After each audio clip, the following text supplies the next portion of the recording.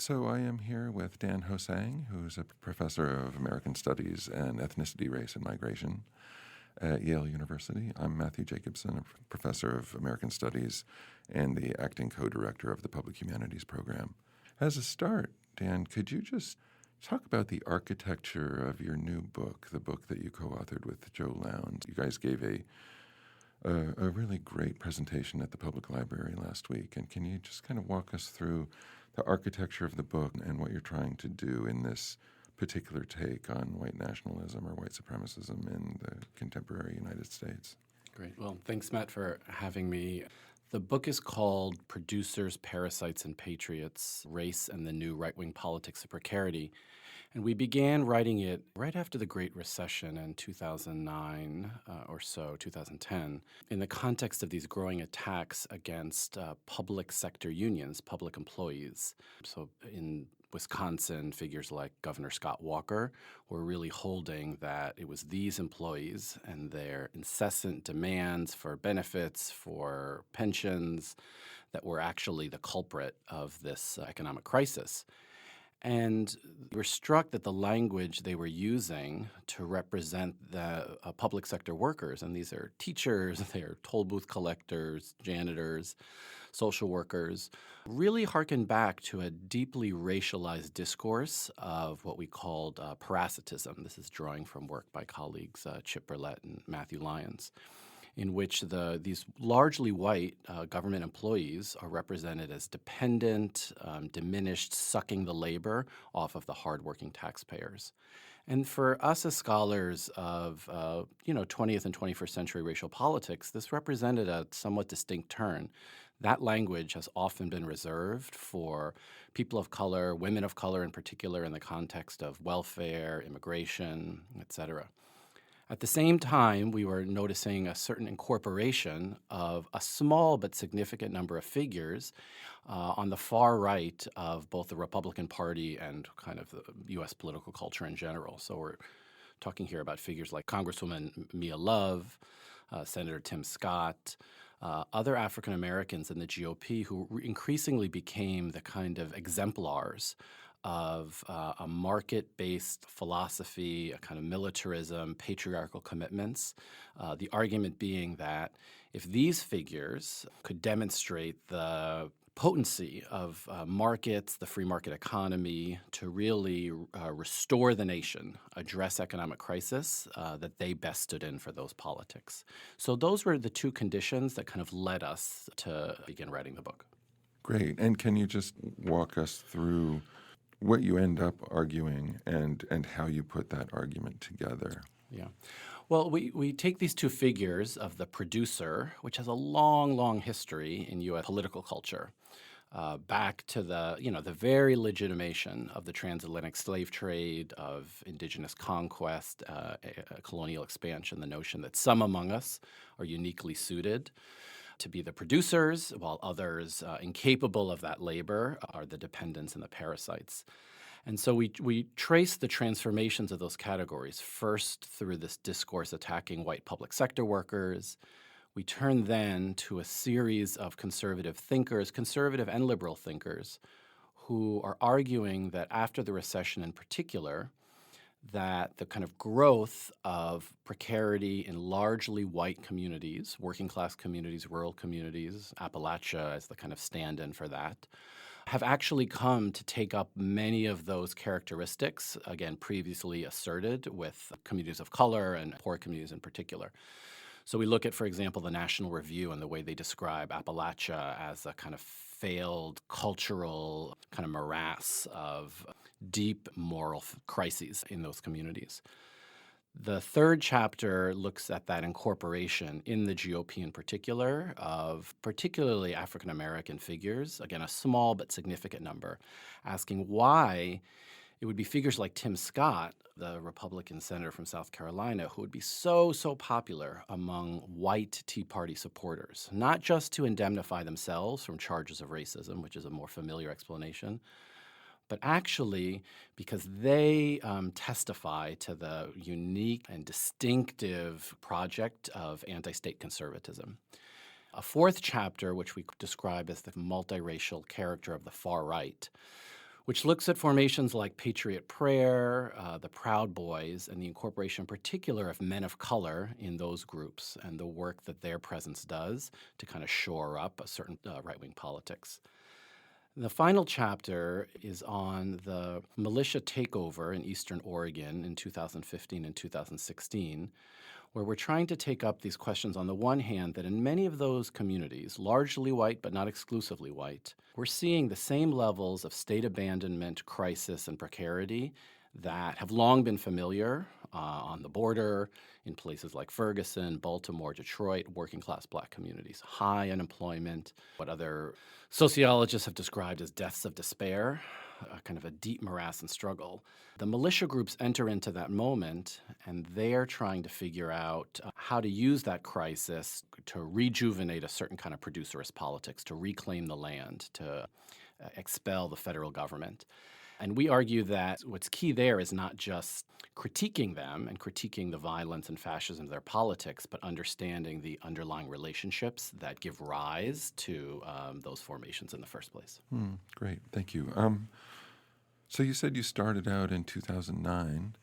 It's been a fascinating slice of time in the United States between 2009 and now, kind of thinking about Obama's America and Trump's America. How do you understand this period in American history? As someone, you've written about the long 20th century. You've written a lot over the years about race and political culture along a pretty long stretch of the timeline in American history. Where are you in your thinking about how we get from 2009 to where we are now, and what this slice of time kind of looks like in the long historian's perspective?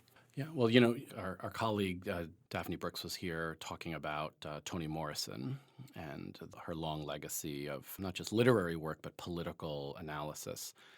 And I returned recently to a speech she gave in 1995, Howard University, the commencement speech. Our colleague Rod Ferguson shared this with me. And she talked really about how fascism and racism, she said fascism as the succubus twin of racism, had this capacity to take root in many, many different political cultures, nations, and contexts. And what was important for her about this was its recurring tropes of demonization and of turning people who might otherwise be oriented towards one another's care and possibility and humanity, into different kind of subjects. Taxpayers, consumers, people who would be suspicious of one another, people who would want to participate in that purging. She said even to the point where people would be acting against the interests of their own children.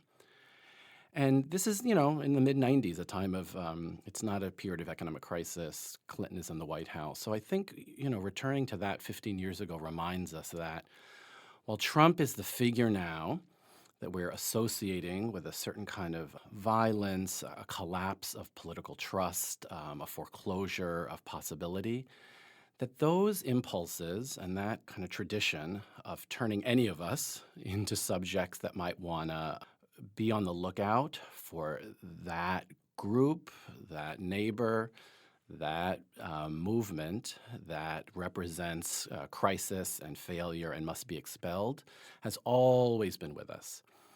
And the fact that we're seeing it transform to some extent, such that we have something like a multiracial far right in this country, we can understand as a certain extension of these traditions of fascism and white supremacy, rather than some dramatic departure from them.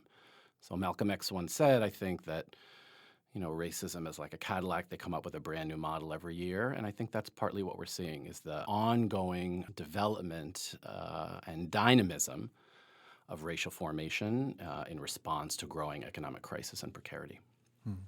I think that's one of the challenges of our moment is, on the one hand, Trump is absolutely a breaker of norms, and that's how he's gathered his power in the GOP. That's how he's deployed his power from the White House. And we best not lose sight of that. On the other hand, he's not entirely anomalous, and we best not lose sight of that either. I mean, his racism, his kind of false populism, there are many things about him that are actually quite familiar from the long story of American political culture. But that combination is very tough, the combination of the kind of the breaker of norms and the bearer of longstanding kinds of right-wing racist traditions. Does the work that you and Joe have done over the last 10 years suggest antidotes to what we're seeing in our politics right now? Well, I think we have to take seriously the sets of experiences that figures like Trump but others mobilize in this certain kind of anti-statist vision, which is some sense that your welfare, the welfare of your family, your community, your kin, your loved ones, actually the state is either disinterested in or it's participating in the violence that you're experiencing. There's versions of that on the far right, or even just on the right in kind of white identitarian movements, some notion that, the government used to be aligned with your interests and now, look, it's siding with racialized immigrants, et cetera. But there's also a version of that in communities of color and on the left, which takes very seriously the way that the state has abandoned people, hasn't addressed their precarity, hasn't sustained a vision of collectivity and possibility for the future. So that's the ground on which not just Trumpism, but these other kind of street right formations takes root. Some sense that the institutions are indeed failing us, and because of that failure, new, bold, even violent prescriptions are possible. So part of our argument is that to address that, we have to actually think together about visions of relationships, collectivities, a vision of the state that actually is capable of caring, protecting, and allowing people to flourish. And that has to be a vision that links together communities on the border and the crisis on the border in terms of detention and issues of migration, to longstanding Black and brown working class communities that have faced economic and political abandonment, to even other white communities, not just in rural areas, but who have now felt the brunt of those same forces. It certainly doesn't mean that all those experiences and places are equivalent. That's not in any way our argument. But the solution has to be in thinking about what the relationship is between those places and how it might sustain a vision that's not rooted in purging and a kind of diminished role of our collective capacity to care for ourselves. One of the most daunting things I think about our moment is in thinking through any kind of a solution, whether it's a solution through organizing, through a renewed union politics, a renewed labor movement, or through the party system, whatever the thing is that's going to be the vehicle for redress, that we're faced with, I think, a really deep and deepening epistemological crisis in our country, where it's no longer the case that we're simply disagreeing about policy vision or an interpretation of facts, but we're actually disagreeing as to what the facts are. That we're so, between the cable news driven divisions in the polity and then kind of exacerbated by the internet, there's hardly anything agreed upon as kind of a core fact anymore. So we're starting from a very different place than we were in the era of three networks. How do you think about, you've written a lot about the public sector. How do you think about the fate of the public sector or the public as a kind of abstract principle or even an ideal in this setting where it's not just a matter of polarization, but it's this kind of epistemological divide between what is or can be known? So I think that's right, and that's a helpful way to think about a certain kind of periodization in genealogy, that at once there was a public, both in terms of the information people would consume, or I should say a more coherent public, the kinds of institutions people lent their consent to, the kinds of projects people were committed to building together. At the same time, we have to remember that that public was always itself structured in forms of dominance, that it relied on a certain kind of transaction between both elites and people we might call the professional middle class, people in the universities, journalists, their government officials and professionals, experts, to administer that public on behalf of the welfare of everyone. I think we have to be honest, and those of us in the university, that we have not always held up our end of that. We have, in many ways, not offered the most robust opposition to this withering of life possibilities. Since the 1970s, the kind of hollowing out of social benefits, of mobility, of the regeneration of communities. It's been the case that it's not just elites, but even people in these other professional positions have often said relatively little to contest that, as unions have been hollowed out, as immigration policy has shifted. It's not just the right as such that's done that. I think there's deep skepticism that the people shaping and shepherding that public have also been somewhat complicit in it. So I think that's now, even though there is a kind of fracturing, part of the fracturing on all sides of the political spectrum is the withdrawal of consent to that group of people, the professional middle class, the managers, those tasked with trying to keep some sense of a public together. So I think it raises tough questions for us in the university, for activist intellectuals and others, about what role we'll play in trying to encourage people to reinvest in a different kind of public, where their lives and well-being is really taken seriously. And just the last thing, Obama in some ways captures this, because while on the one hand, he spoke in, deep and quite committed terms about that shared good through a language of civic nationalism, during his administration, the yawning gap between the very, very elite and the kind of 90% and really the people who were suffering the deepest forms of crisis only expanded. So I think there is some logic in a kind of rebellion against that order when people are asking, what am I getting in return for my consent for this greater public?